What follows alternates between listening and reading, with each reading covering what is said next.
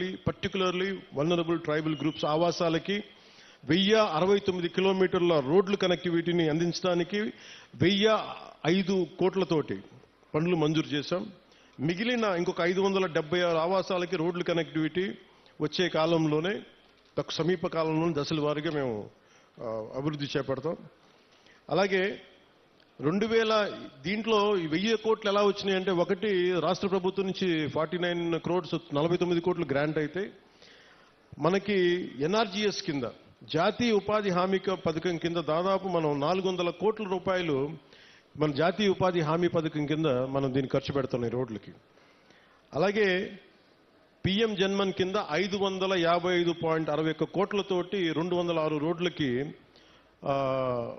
239 private మన primitive vulnerable tribal గ్రూప్స్తో పాటు ఇంకొక 206 రోడ్ల ద్వారా 612.72 కిలోమీటర్లకు పొడవున్న 206 రోడ్ల ద్వారా 555.61 కోట్లతోటి మంజూరు చేశాం.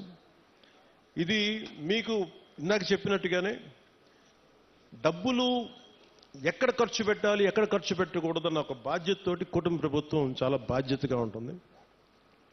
175 స్థానాలకి 164 స్థానాలు గెలుచుకోగలిగాం. 21 ఎంపీస్ని కొట్టగలిగామంటే మీరు మా మీద పెట్టిన నమ్మకం.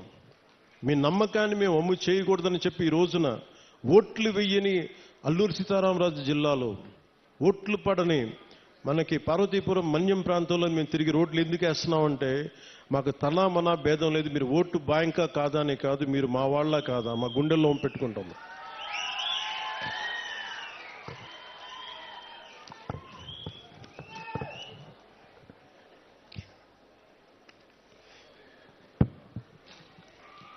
అలా ఇందాక కోడి తెగకు చెందిన గిరిజన మహిళలు చేసిన దింసా నృత్యం చాలా అద్భుతంగా ఉంది.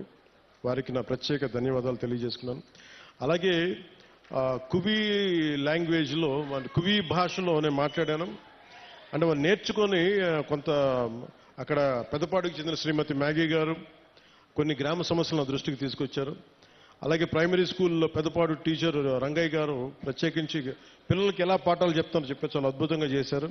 చాలా అలాగే వర్షాలు పడుతున్న సమయంలో మాకు స్కూల్కి నీళ్లు గారిపోతున్నాయంటే వెంటనే అతి సమీపంలోనే అంటే వెంటనే 12 పనులు అడిగారు. 12 పనులని మంజూరు చేశాం. అది కూడా మీ దృష్టికి తీసుకొస్తా ఉన్నాను. 2018లో నేను ఇక్కడ ప్రత్యేకించి అరకు ప్రాంతంలో తిరిగాను. ఇక్కడ అరకు ప్రాంతంలో తిరుగుతున్నప్పుడు చాలామంది యువత ఆ రోజుల్లో కూడా నాకు గంజాయి ఎక్కువగా వెళ్ళిపోతున్నారు, యువత గంజాయి సాగుకి వెళ్ళిపోతున్నారు, దాన్ని నలిగిపోతున్నారు జీవితంలో. నేను ఒకటే చెప్పాను ఆ రోజు కూడా, మన అరకు మన పాడేరు సెంటర్లో కూడా చెప్పాను. గంజాయి అనేది మటుకు ప్రత్యేకించి అది ఒక సామాజిక రాజకీయ సమస్యగానే చూడాలి, ఆర్థిక సమస్యగా చూడాలి తప్ప దానిని కక్ష సాధింపుగా ఉండకూడదు. దాన్ని దయచేసి ఆ రోజైతే ఏం చెప్పాను ఈ రోజు కూడా అదే చెప్తున్నాను. యువత దయచేసి గంజాయి సాగు వైపు కానీ గంజాయి వ్యసనాలకు మటుకు లోనవ్వకండి. ఎందుకంటే తప్పుడు దారిలో వెళ్తే ఏదో ఒక రోజు మనం ఇబ్బంది పాలైపోతాం. వ్యసనాలకి బానిసైతే మటుకు ఒళ్ళు పాడైపోద్ది, కుటుంబాలు ఛిద్రం అయిపోతాయి. ఇవన్నీ దృష్టిలో పెట్టుకొని మీరు ఒకసారి ఆలోచించి ఆల్టర్నేట్ ఏం చేయాలి. టూరిజంని డెవలప్ చేస్తున్నాం, యువత అంతా టూరిజం వైపు వెళ్ళండి. ఎందుకంటే పరిశ్రమలు పెట్టడానికి కూడా కొంచెం ఇబ్బంది ఉంటుంది. ఇందాక చాపరాయి దగ్గర బ్రిడ్జ్ అడిగారు. మన చాపరాయి మన ఇంతనా చాపరాయి కదా, చాపరాయి గంగమ్మ రైట్.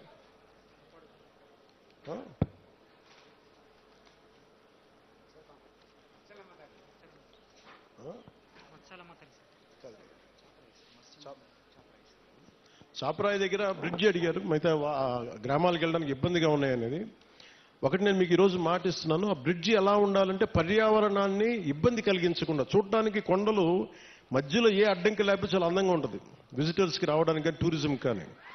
అందుకని టూరిజంకి ఇబ్బంది కలగకుండా, పర్యావరణానికి ఇబ్బంది కలగకుండా ఎలాంటి బ్రిడ్జ్ చేస్తే చూడటానికి బాగుండాలి, అలాగే గ్రామస్తుల కష్టాలు కూడా, గిరిజన తెగల కుటుంబాల కష్టాలు కూడా ఎలా చేయాలనేది నాకు కొంత సమయం ఇవ్వండి. కానీ నేను అందుకే నడిచాను. ఆ నీళ్ళలో జారిపోతా ఉంది, రాళ్ళ మీద, ఆ చాపరాయి మీద, ఆ గడ్డ మీద నడుస్తూ ఉంటే జారిపోతా ఉంది. అందుకని అర్థం చేసుకున్నాను నా కష్టాలని. నాకు కొద్దిగా సమయం ఇవ్వండి. దానికి ఖచ్చితంగా ఒక అందమైన పరిష్కారం వెతుకుతాం. పర్యావరణానికి ఇబ్బంది కలగకుండా టూరిజం పెరిగేలాగా, మీకు సౌకర్యంగా ఉండేలాగా ఒక తక్కువ సమయంలో, ఒక 2 నెలల సమయంలో ఒక పరిష్కార మార్గం తీసుకొచ్చి మీ ముందు తీసుకొస్తాం.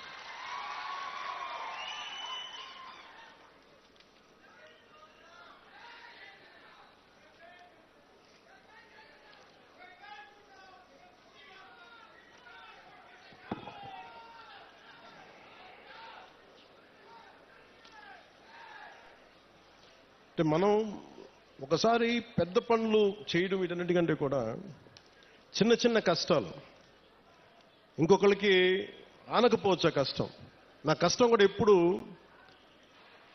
కష్టాలు. నేను ఒక గిరిజన గ్రామంలో ఉంటే, ఒక తాండాలో నేను పెరుగుతూ ఉంటే నాకు